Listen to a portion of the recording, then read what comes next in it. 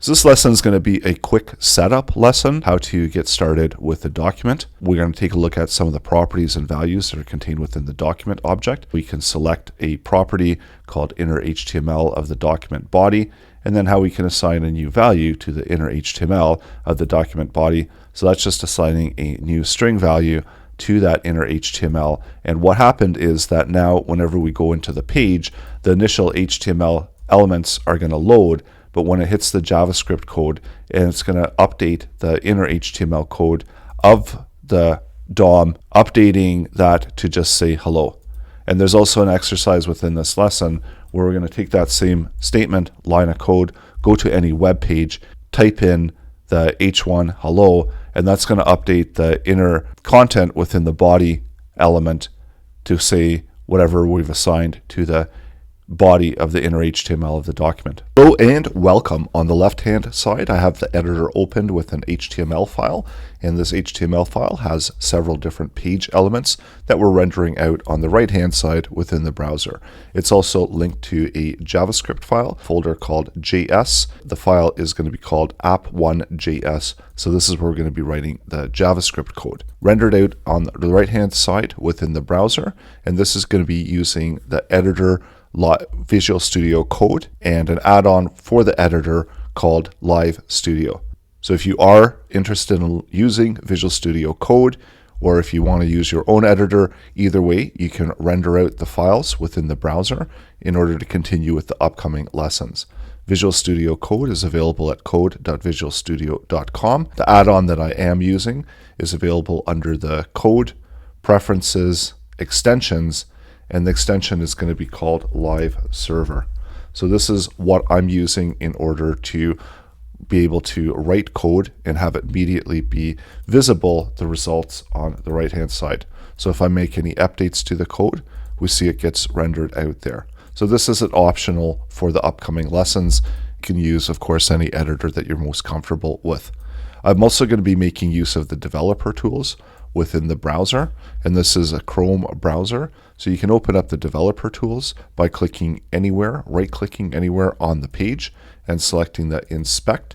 That's going to open up the developer tools window. By default, it's going to be docked to the right hand side. You can click the three dots to dock it to the bottom, and there's a number of different tabs within the dev tools, and the tab that we're going to be focused on the most is going to be the console tab. This is where we can write the JavaScript code, and we can see the results from the JavaScript code being rendered within the browser.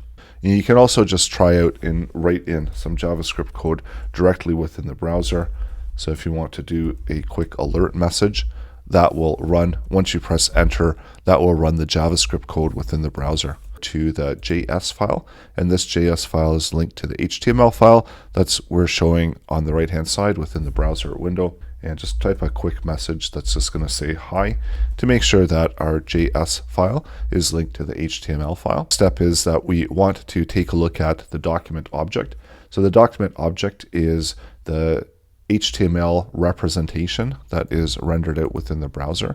So in this case, it's going to go through all of the HTML tags, the HTML file, and it's going to build a tree-like structure accessible using the JavaScript code. So it's an interactive API representing the page elements within an object structure.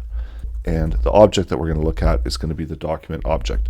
So this is the document object, or the DOM. All of the page elements that are within the HTML file are going to be visible. Open up the DOM and see the document object.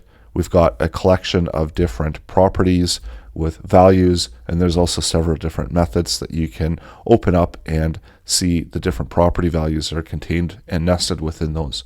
We've got a URL that the browser is using to render out the web page. So if you do want to see that URL, you can type in document URL, and that's just going to show you whatever the current URL is. And there's a number of different properties that are available within the document object. You can also select the document directory, and that is another way to render out the document object within the web console.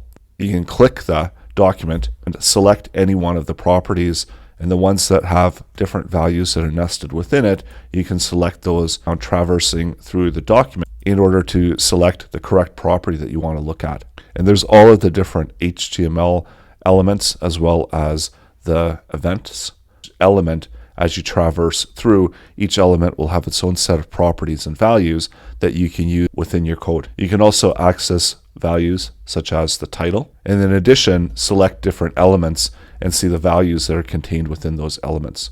So within the document, the body property, and the one that we want to look at is going to be the inner HTML. The inner HTML that's contained within the web page.